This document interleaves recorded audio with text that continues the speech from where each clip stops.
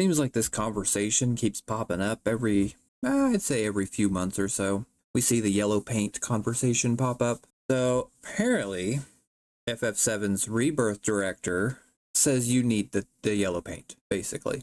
So let's get into it. We'll see what he says. It's a regular point of contention, what some consider lazy game design, and I agree with that. I think it is lazy game design. I mean, like, your way of guiding a player through something is just slapping bright yellow paint on a bunch of shit to say, hey, you fucking idiot, here's where you go.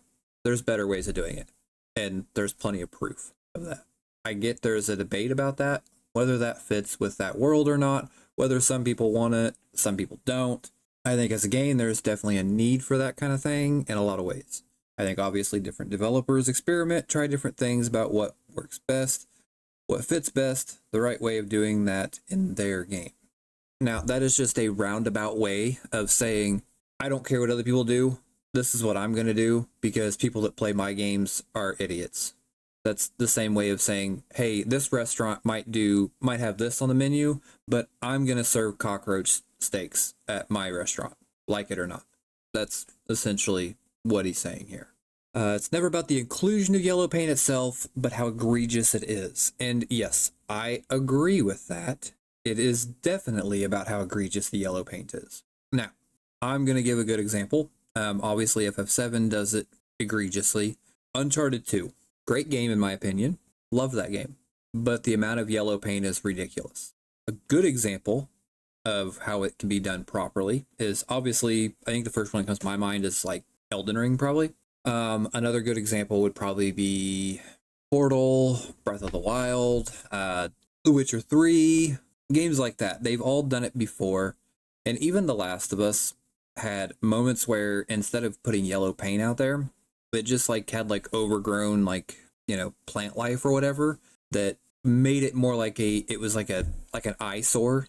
And it kind of like drew your attention to where you were supposed to climb or do certain things. And so it used the actual environment and in-game things to make it more obvious as to, you know, where you were supposed to go. So yes, there are definitely plenty of games out there that use creative ways, you know, using environment, using, you know, whatever, using the art style, I guess is another way a lot of games have done it before. But moving on, Assassin's Creed Shadows was originally lacking in the stuff before playtests revealed that people were having trouble distinguishing between what was and wasn't climbable. I think that is ridiculous because as far as I know, most things in Assassin's Creed games now are climbable, and it's pretty obvious what is and isn't. Star Wars Outlaws went for the Switzerland approach and offered an explorer mode that lets players toggle it off, and I think that's another good kind of like point to bring up is that some of these games have options to where you can toggle this kind of stuff off and on. And I think that is it's one way to go about it, but I think just making it like a universal kind of like adding it as part of like a gameplay or a level design feature or environmentally like immersive is a much more creative and a better way than just saying, yeah, we have yellow paint, but you can just turn it off in the options. Because then that's going to draw you out of that immersion of being in the game, and then you have to go through a menu and settings and yada, yada, yada. I feel like that's kind of like a half-assed excuse. That's my opinion. Witcher 4's design lead argued that it wasn't the yellow paint itself, but rather the implementation of it and the feeling of making players feel like their hand is being held versus gently pushing without them knowing. And yes, a lot of games do that. And they use the yellow paint not just to say, hey, stupid, here's where you go, but also, we know you're a fucking idiot, so we're also going to put an NPC in here to tell you where the yellow paint is, and then they're going to point it out in-game, and then they're going to constantly berate you about where to go. And a lot of games even take it a step farther and add, like, puzzles into a game and want you to solve a puzzle, but it's not really solving the puzzle when you got a fucking dumbass NPC telling you, hey, retard, here's how you do it, and you had just walked into the room with the puzzle. What the fuck? Why am I even playing in this game at this point? The need to guide players around from a gameplay perspective and show them what can be done, what they need to do. There's definitely times where that is needed. So I think obviously there is more of a debate about how it's done, what level, and what works. And there will still be people who say, no, that doesn't fit at all. We don't like that. That's fine. But I think there is definitely a need there and is something that definitely worth looking at. Now, are there people that have trouble, like colorblind or, you know, whatever? Yes. Does that mean that you just take the lazy route and just slap a bunch of bright colors onto something and say, hey, here's where you grab? No need to explore, no need to experiment, no need to actually play the game. Just follow the yellow brick road. And I think it kind of like sucks a lot of the life out of some of these games. And I mean, a lot of players will tell you that, you know, they probably don't really care about it. Like your average, you know, casual player probably doesn't really give a shit, in all honesty.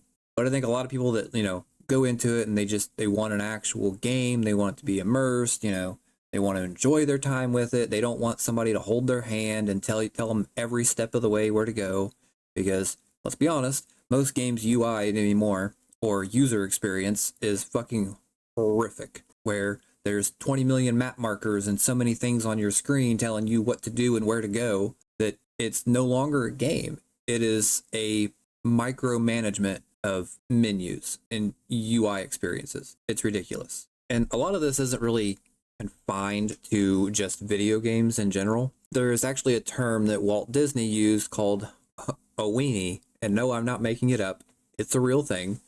But essentially, it was Walt Disney's way of basically Walt Disney came up with the concept of a weenie because he was guiding his dog and he wanted to be able to, when he was training his dog, he wanted his dog to be able to, you know, respond to certain cues or whatever. And so he used a hot dog as a way to like guide his dog, whatever. And then he kind of like thought about that as far as like his theme parks and, you know, decided to say, hey, we'll put these very obvious, you know, like landmarks throughout the theme park to guide people into certain directions. And a lot of that is used now for many facets of things, especially for designers of anything, engineers, whatever. And so this is nothing new.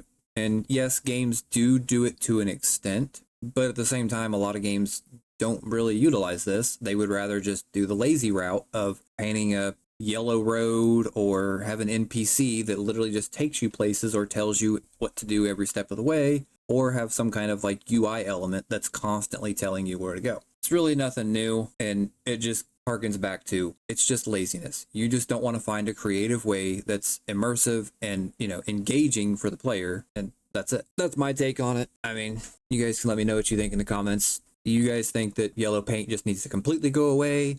Should they dumb it down? What do you guys think? And as always, if you like the video, make sure you give me a like, give me a sub. It really helps the channel out. And until next time, you guys have a good one. Peace.